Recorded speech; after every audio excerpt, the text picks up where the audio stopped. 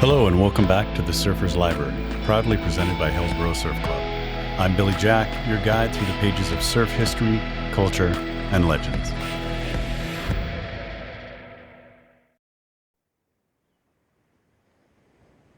What's up, guys? Today I'm going to be reading you a story from Drew Kampion's book, The Lost Coast, Stories from the Surf, titled, fittingly enough, The Lost Coast. This book I'm reading is a collection of 22 stories that give you a real unfiltered look at surf life, from squeezing into cold wetsuits to scoring a perfect wave and feeling the pure joy of surfing. Drew has been a friend of the podcast since its inception, so please take the time and go visit his website, drewkampion.com. And just a reminder that if you'd like to help support the podcast, you can do so by visiting buymeacoffee.com/the Surfer's Library to do so. It helps cover the cost of podcasting platform fees needed to get the podcast out each month, so anything helps. All right, let's paddle out.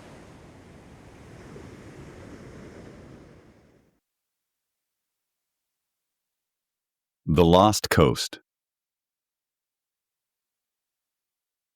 It was Wednesday, a bad day in the middle of a bad week, just about dead center in a bad winter, and I was running a bad stretch of cabin fever. It'd been raining for 3 months, a few sunbreaks short of nonstop. They don't call it the Pacific Northwest for nothing. Out the window, the slow-motion surf plowing up the strait was huge but junk. A couple of Indians were having trouble getting their aluminum boat back in through the waves with their early morning salmon catch. I half-filled a mug of coffee, dumped in 2 glugs of Jack Daniels, and went back upstairs to check the email. I had deadlines, but I was having trouble getting to the point, if you know what I mean. There were 5 messages. One was interesting and timely. It was from the editor of Hot Dogger magazine. Here's what it said.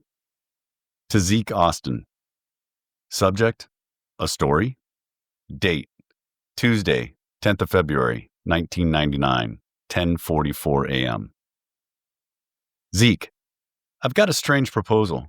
A few months ago, we received a thick manila envelope stuffed with surf photos, 35mm slides in plastic sleeves, 23 sleeves, 20 slides each, except one sheet had one slide missing, and it wasn't in the envelope. So 459 shots all told. But no return address on the envelope, no ID on the slides, totally unmarked, unlabeled, even unnumbered and undated plastic slide mounts. There are 3 or 4 surfers in the pics, but no one here at the mag recognizes them, and the shots are good. Very, very good. Flame thought they looked like NorCal, so he called Vince Lyons, who used to fish that part of the coast before he got involved with Surfrider and moved down here. So Vince came in and had a look, and he recognized the headland and setup in some of the shots. He says they were taken near the river mouth between Punta Gorda and Cape Mendocino. He can't believe anyone would surf there. It's the sharkiest place on the entire Pacific coast, but he swears that's the place. Your assignment, should you choose to accept? I didn't have to read the rest. The day had gone from bad to worse. I'd queried the magazine on covering the Noosa longboarding thing, the ASP event in Tavarua, and the expatriate scene in Biarritz. And this is what they come up with? Playing main course on the buffet in some NorCal Hell's Kitchen, and all for a few pieces of silver? I didn't especially need the money, but I needed a break in the weather, badly. Like most people up here, I'm subject to seasonal affective disorder. About February, I get cranky and feel like killing people, starting with myself. It rained all the way to Coos Bay, and then it got worse. The lineup at Hubbard Creek looked like whipped chocolate with log cabins floating around in it like marshmallows. At Gold Beach, I saw trucks washing out under the bridge.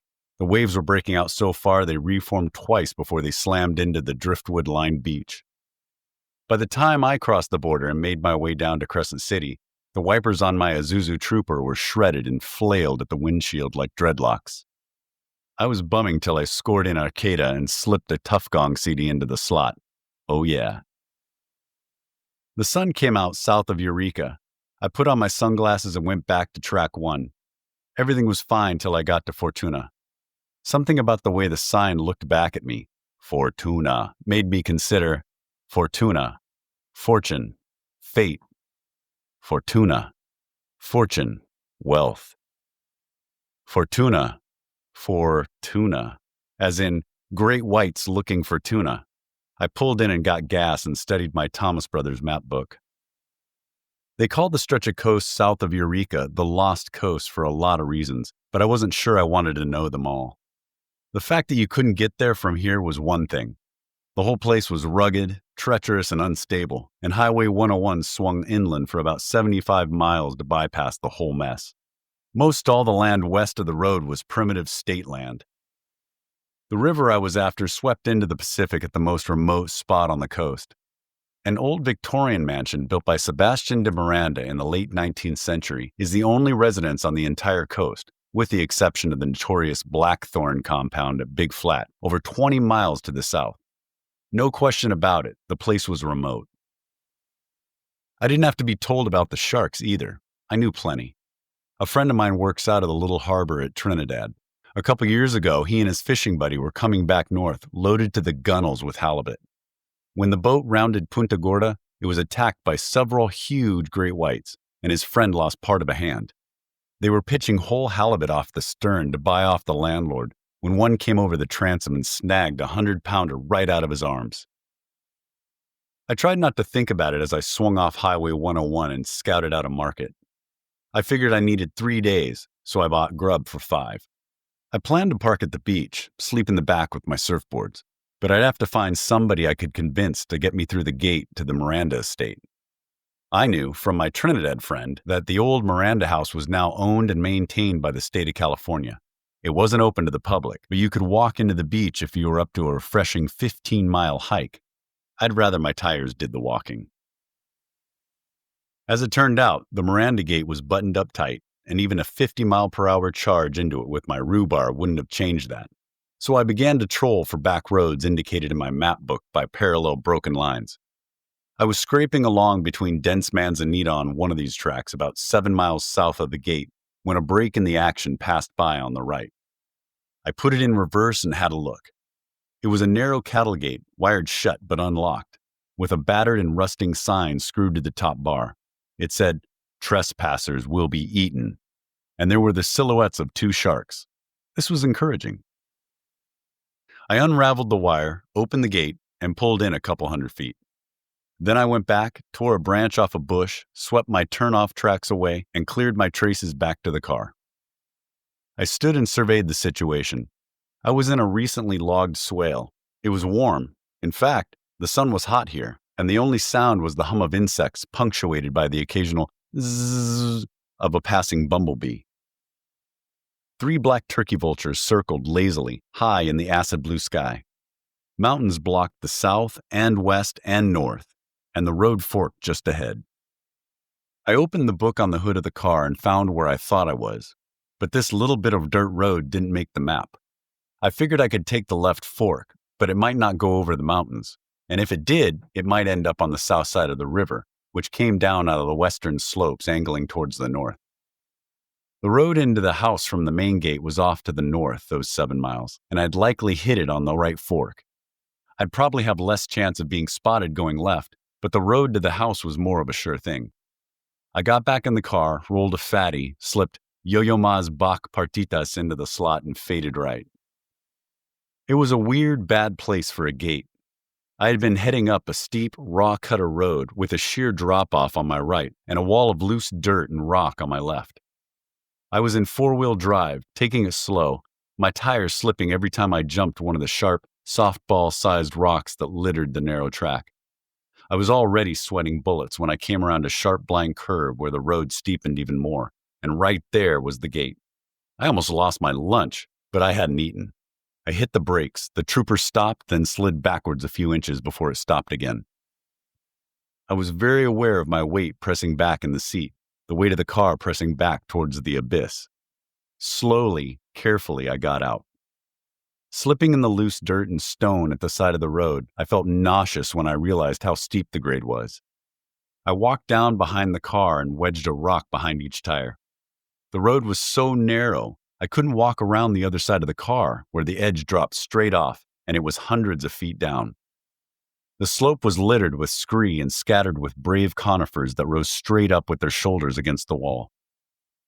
A litter of objects was clustered against the denser edge of forest far below, and the sun glinted off, I guessed, pieces of chrome and glass.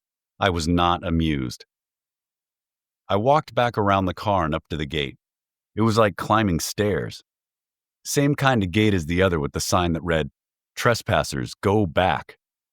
But there was no going back from here, and it was at that moment that I felt a profound love for the salesman who had talked me into adding another $1,388 to the purchase price of the vehicle to install a power winch to the front end.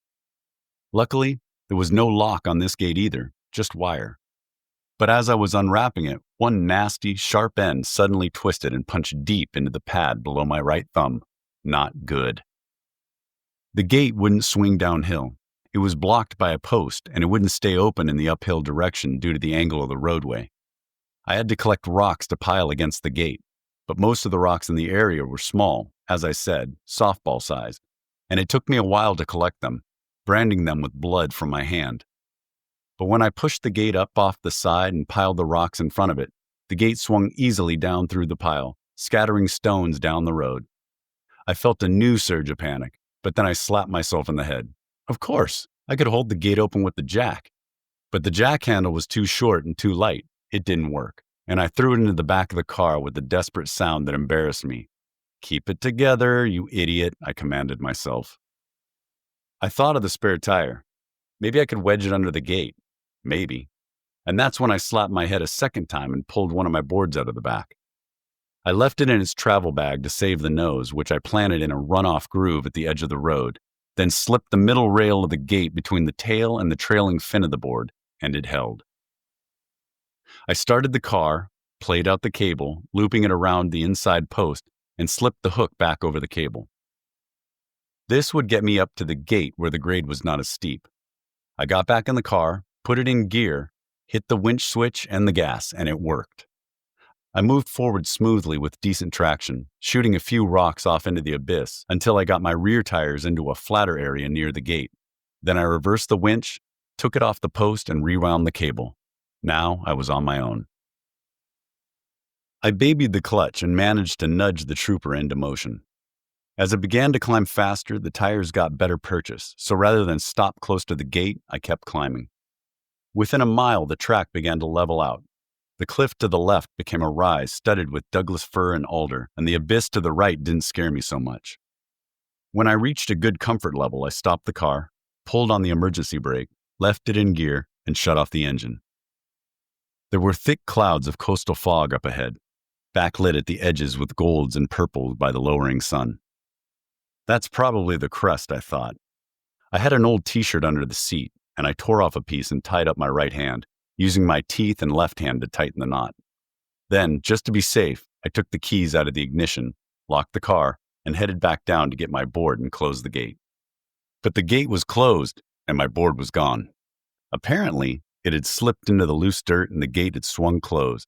But as I held onto the outside post and looked over the edge, feeling that electric quease in my gut, there was no sign of the silver bag, which was strange because the board was light and large, an 8-footer, and I doubted it could have gone all the way to the bottom. It should have caught on the scree or one of the trees below, but there was no sign of it. Then I went over to secure the gate, and I found the stiff wire wrapped around the post just the way I'd found it. That's one big item for the expense account, I figured as I slogged back to the car in deepening shadow. It was cooling off rapidly on the east side of the mountain, and I was looking forward to a little colorized sunset at the top of the hill. Instead, I found myself walking up through denser and denser mist. I was worried, but I knew as long as I stayed to the left side of the road, I couldn't fall or get lost. In the end, I didn't so much find the car as walk into it.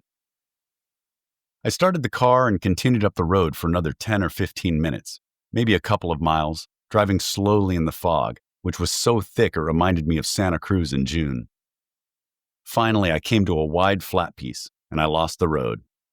I stopped and popped a Doors CD into the player and turned it up loud and left the door of the car open while I looked around. It was a crossroads, I determined, then decided that straight ahead was my best bet. Riders on the Storm led me back to the car. I couldn't see a thing. The life of a surf journalist is not a cakewalk, I can tell you. The next 3 hours were spent in a steep, creeping, switchback descent through darkness, fog, and dripping rainforest. Huge ferns arched out over the car and dragged along the side windows as the wheels humped over roots and boulders, and the track went from loose dirt to slick mud. It was almost midnight when the road started to level out, and I came to the third gate. This time the sign said, "Trespassers are fools." I had to agree. The gate was padlocked this time, 3 big ones on 3 fat chains, but I had lost all patience. I looked over my shoulder and backed up the trooper 100 feet or so. When I turned around, the gate had disappeared into the fog. I hit the gas and popped the clutch and put those 4 little Japanese cylinders to work. I roared up to the gate and it was open. Astonished, I roared through the opening, catching the sign out of the corner of my eye. "Trespassers are..." Then I slammed on the brakes as a huge black object loomed up out of the foggy night, and the car skidded to a stop in front of a very large Victorian house. I could hear the thunder of the surf coming through the fog, but no other sound except the house. The house itself exuded darkness, like a roar, like being deep under a 10-meter outer reef wave that you hoped wasn't going to worm down far enough to suck you up off the bottom and into its terrible vortex. The twin cones of headlights seemed to fade a few inches from the skin of the house. The old redwood clapboards were molded to the frame quite like skin after 100-some years in the elements, as if the light were being absorbed into the ancient wood like water into a sponge. I climbed 5 stairs to the covered veranda and stepped closer. There was one of those signs on a big, filthy front door: "Trespassers, keep out." I tried the old-fashioned latch and was relieved that it was frozen or locked. I couldn't tell which. I spent the night right there in my car, doors locked, windows open 1/8 of an inch all around, which gave a nice, cool breeze and let in the low moan of the sea. Still, my sleep was fitful, and I dreamt the kind of dreams you might expect a surf journalist trespasser at a haunted house to dream. There was a tapping, a tap-tap-tapping, then a scratching and a kind of twisting, and then a breathing, deep and never stopping, the lungs swelling until the ribs were bowed out like the stretched seams of a dream that burst, and I awoke, frantically exhaling the real or imagined breath to see the shape of the car's window adrift in a void. No sound at all. The surf vanished, the dreams scattering off the floor of my consciousness like surprised cockroaches leaving no trace, but a definite feeling. And yeah, I thought, I need a vacation. I need to get away. I opened the door and stepped out into the fog. White dust puffed out from under a thin crust of damp as I walked past the house towards the sound that had been there last night. The fog was dazzling and thick. I could see maybe 100 feet around me as I walked around the right side of the house, following the road along the edge of the yard, which was a study in native grasses and wildflowers, perfectly ordered with no sign of a human hand. After the dust of the road turned to sand and I walked up a low rise, I could hear the waves again, and when I crested the berm of the beach, I saw the most amazing sight. The fog was lifted out over the water, maybe 50 or 100 feet of ceiling, and the sun was shining maybe a mile or so offshore. The ocean out there was brilliant blue and splattered with bits of whitewater. In closer, under the shadow of fog cloud, it was clear but dark, and I saw the river mouth by a heap of beached wood, about a quarter mile to the left, and straight out from it, a ridging peak that was sending a slick, black wall tapering in my direction, chased by a zippering fold of crystal and white. It was a perfect left. I couldn't tell how big, but it had to be a quarter mile from where it peaked to where it peeled past me, and then it kept curling perfectly for another couple 100 yards. It was the most perfect wave I'd ever seen in California. It looked just like J-Bay, but a left.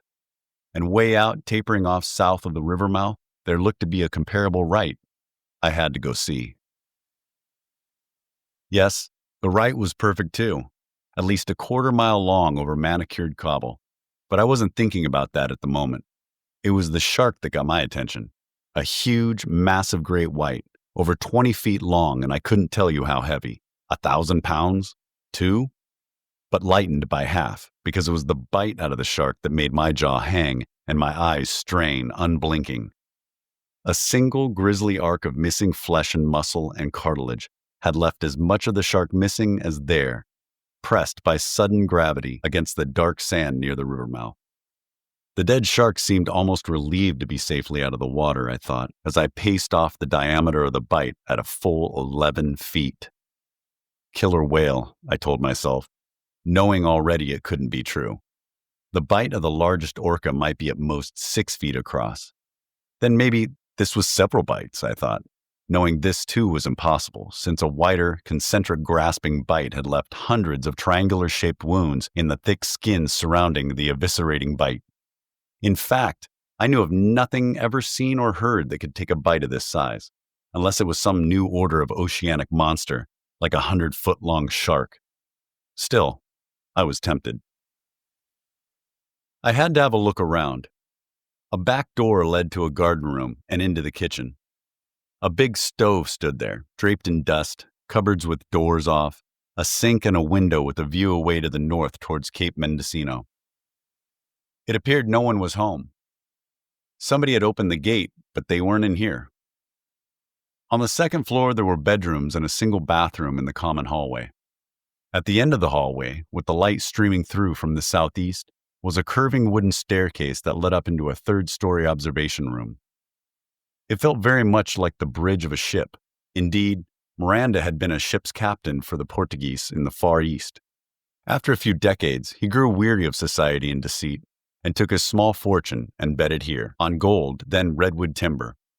There used to be a huge coho run up the river, my friend from Trinidad told me. I took a swipe at the filthy bay window with my hand, but at least half of the problem was on the outside. I could see well enough, though, to see the river mouth, and it was absolutely working. A solid 6 feet, I swear, and an offshore wind was pushing the fog back out. For a while, the beach disappeared, but then it returned, and the day got brighter, and soon it was blue and the shadows were sharp, the way they are in the Northern California air. That's part of the reason Flame and Vince Lyons knew these photos were taken somewhere up here. It was great to see the sun. I went down to the car, got an old towel and a bottle of water, and washed the window. There was a door to the outside, where there was a yard-wide walk around the observatory. I guess you could call it that, considering the dome of the ceiling and the glass skylight framing a disk of the blue heaven. What a setup. If this place wasn't haunted, I'd be here in a flash, I said out loud, wondering if whoever had opened the gate could hear me. Some friendly ghost of a park ranger, perhaps? More likely the spirit of a lost tribe's soul. I decided to move in for a while. No way I could get a window open without breaking panes, but I could leave the door open for fresh air. And when they came to arrest me for trespassing, I'd have my story. But they never came. I stood up there watching the sets come in out of the northwest, hit the defining topography of the approaching land, and collect into a ridgeback of focusing peaks. As near as I could tell, that topography was as perfect as the delta of Venus, and I started to feel like I had to have it. So I sat up there with the waves and the shark and the thing that killed the shark. These are the thoughts on my mind. And the gate, and the other gates, and the surfboard. Well, I could go on and on with this stuff, right? But they never came. It would be 6 feet for a couple of hours, then 4 feet for a couple, then 3 for a while, then back up to 4. The wind went a little sideshore. The sun baked. The waves peeled. The flies were on the shark like an aura. Baby seals stayed shallow and close in at the river mouth. The waves peeled. It was seductive. I stood on the enormous white backbone of a dug fir and watched and watched. The waves peeled. The seals, the shark, the flies. So seductive. The seals, the shark, the flies, and the gate and the signs and the other gates and the sign, trespassers will be eaten. Shit, I thought. I must be on candid camera. And the waves peeled, back up to 6 feet, then 8 for a couple of hours, then back to 6. So seductive. I walked up towards the cape and saw a long right-hander pouring down the beach at me, smoke pouring out of each barrel. It was absurd. I watched, and it just kept pumping. On the third morning, it jumped to 10, then 12 feet. The faces were deep blue, and the whitewater was shaved ice white, and each wave peeled across like a road map of time hanging on a line. I knew a good thing when I saw it. I'd eaten almost all my food, and I had no appetite for shark, especially old shark. I had to get going. I had an energy bar, some coffee, and some cheese, and I was out of water. It was now or never. Nobody came. I saw nobody. There was a huge shark on the beach with an even huger bite out of it. Somebody was watching me, and my time was limited, unless I wanted to drive out and back in again, which was a possibility I didn't want to consider. So it was now or never. Put on the wetsuit or turn the key. I put on the wetsuit. What else could I do? I had no story. There was nobody to talk to, nobody to watch surf, nothing to say except, weird place. That and some stuff about the waves. I had no story if I didn't paddle out, so I paddled out. There was no point waiting for a lull since there were none, so I was prepared for serial duck diving. I'd try it as long as I could, and then I'd go for water and something to eat. I couldn't imagine coming back somehow, despite the wave. The road made it feel like a once-in-a-while deal. The current at the river mouth was brisker than I expected. I jumped in where it cut through the beach and I rode a stream through the bobbing heads of juvenile seals and straight out into the breaking waves. I duck dived and the current pushed me out, despite the wave pushing me in. 3 ducks and I was outside, involved in a perfect 5-foot session. My only worry was, would the next wave, which was right there, get to me before a shark? I tried to think small, but my dangling feet seemed to broadcast my presence. Who was I trying to fool? 5 or 6 strokes and I was in, backside in a sucking hollow pocket, racing towards the Miranda house, sun spanking off the window where I had stood. There was no way out till well past the house, so I straightened out and proned straight to the beach, which was white sand down to the mean high tide line and encrusted cobble from there on out. I walked back to the river mouth and rode the current back out. I was drunk with my good fortune and the danger in my thirst, but I rode 5 or 6 more waves before I really noticed the fatigue setting in. I had made it back out again, duck diving through a half-dozen broken waves, then punching through a folding lip to make it out to the lineup. But before I could really catch my breath, I saw the horizon welt with dark lines. I started a steady paddle as the first wave of the set lazily lifted through the outside kelp beds, dark green and glassy, and spread a steepening wall in my direction. The thinning face was feathering as I broke through the lip, blinding with spray, clawing briefly into the air, then down the back of the wave. As my eyes cleared, I saw the next wave stretch across the horizon. It looked like it had me, but it held just enough, and I punched through the cornice once again. And again, the waves kept coming, getting larger and larger, and I just made it over each of them. My arms and shoulders were on fire, and I was feeling lightheaded and numb. Every time I broke over a wave, there was another one outside. I was way past my second wind and my third, but I kept paddling, mechanically, flat on my board under the glare of the sun, white spots now sparking into my vision, breathing rapid and hollow, and still the waves kept coming, and the sounds of their cackling and curling overlaid the steady rumble behind me, and every once in a while, woven into the work of the sea, there was a shard of conversation, voices drifting through it all, coming from somewhere out in the kelp, like the music of my delirium. Voices like spirits standing at the gates, the words fragmented, indecipherable, but forming in my hallucinating consciousness a recurring phrase, "Trespassers will be eaten." "I am no trespasser," I gasped. "I am no trespasser." Vaguely, I thought I would wake up soon in some hospital bed muttering, "I am no trespasser," over and over while the doc tried to slap me back to consciousness. "Wake up, Austin. Get a hold of yourself, man." But no such luck, just another wave. Why didn't I turn around, straighten out, take one on the back and head into the beach? I don't know. The waves were big now, a solid 12 feet, and I was in a kind of stupid momentum, Novocaine on the brain, and the voices. They were right there, close by. "Trespassers will be eaten. Trespassers will be eaten. Trespassers will be eaten." And then another wave, and there, just ahead in the kelp, appearing briefly as a wave beyond rose through the green weed, a shape, a large fin, black, not gray, a killer whale. I froze, struggled to sit up on my board, and was lifted by the wave, and from the height of the crest I could see over the next wave, and, for just a second, a cluster of black shapes. A pod of killers. Or... Insanely, I paddled towards them, because of the voices, because I had to see, over the next wave and the next, and then I broke over the top of a final dark wall, my eyes blinded, grimacing, dry heaving, expecting, and I blinked back my vision and took in the apparition. Surfers! A dozen or so sitting out there at the edge of the kelp forest. "You made it, man," one of them said. "Welcome," said another. They were all in full rubber and looked cheerful as hell. I was bewildered and barking from the pain in my lungs as I threw back my head and gathered what was left of my wits. The set that had gone on for so long now had stopped completely. The ocean was like a lake. "Here you go," one of the surfers said, tossing me a Boda bag. It was cold, fresh water. "What?" I started gasping after a long drink. "You made it," someone repeated. "You mean I'm dead and this is heaven?" I asked, gesturing to indicate this place we were in. "You're not dead, my friend," said a surfer. "You just made it outside." "Outside," I repeated. "Outside," he agreed. "And before?" I asked him.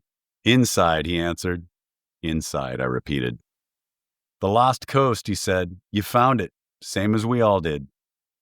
"Set," someone said, and we all turned and stroked out a ways. One after another, the surfers paddled into the waves, sometimes in twos and threes until one surfer and I remained, and we caught the last wave. I was surprised how close the beach was. I'd been paddling for hours, it seemed, but the ride was only a perfect 100 yards or so. Then we straightened off and rode rail to rail to the beach. Beyond that, I can't tell you much. Let's just say it has to do with local rites of initiation. We stood around a driftwood fire and ate clams and abalone, and watched an occasional set come through. Nothing like before, but perfect in its own way, peeling from the river mouth with a plunging crack and roar as the fog moved back on shore with the afternoon breeze. After a while, it was so thick I could only see the surfer closest to me, so we all headed back up towards the Miranda house. He seemed to know the way, although I couldn't see a thing. I felt the soft sand give way to the firmer powder of dirt road, and then the trooper was right there in front of me. "Hey," I called out. "Bro." There was no answer, and I don't think I expected one. I still had a hunk of cheese and some coffee beans in the house, so I went around to the back door, but it was all padlocked. I looked into the garden room and the kitchen beyond, and I could see the big stove draped in dust. I had been there. It was all so familiar. "Can I help you?" I started and turned. It was a park ranger. He wore a sidearm, a smoky hat, a badge, and a big brown mustache. "I left something inside." "Inside?" he said, stepping forward and giving the padlock a good shake. "When?" "I don't think so." It was an easy drive out. 15 curving miles up the river valley and over the crest, back into the sunshine and down into the redwoods. At the Miranda gate, another park ranger saluted me and opened the gate.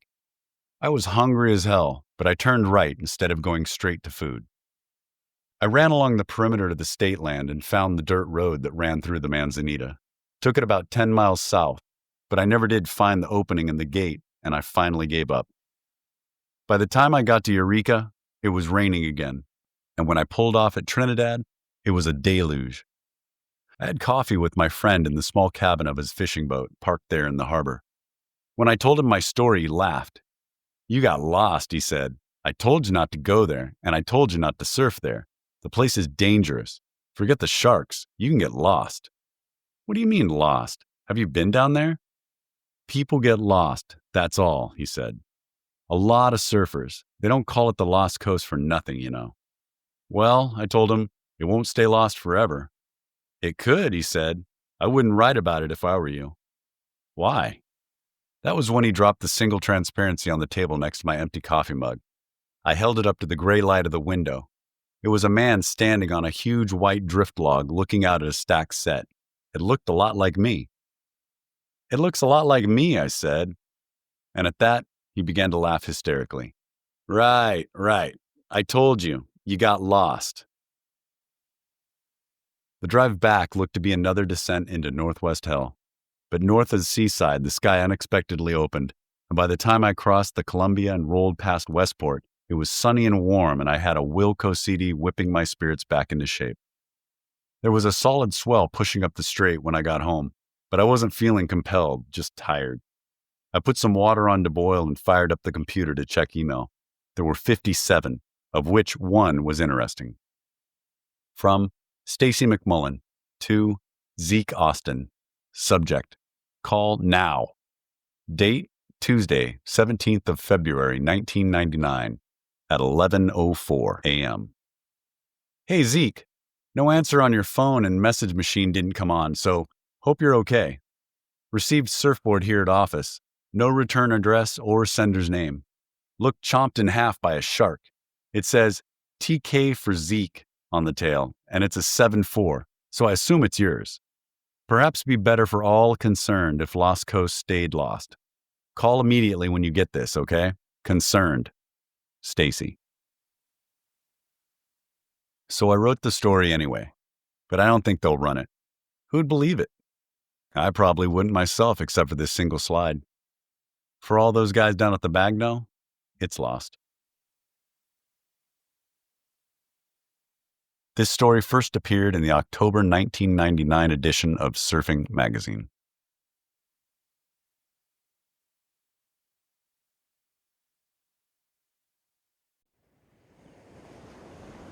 The author of today's story was Drew Kampion.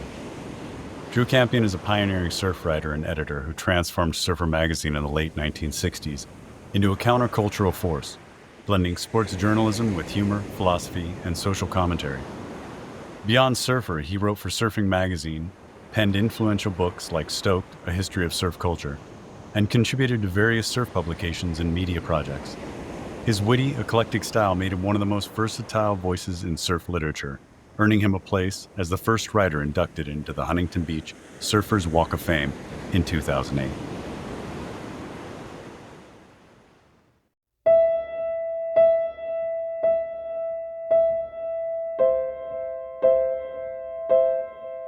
Well, thank you once again for joining us. I hope you liked that story. Until next time, keep your toes on the nose, your bottom turns tight, and your stoke high. I'll see you in the lineup.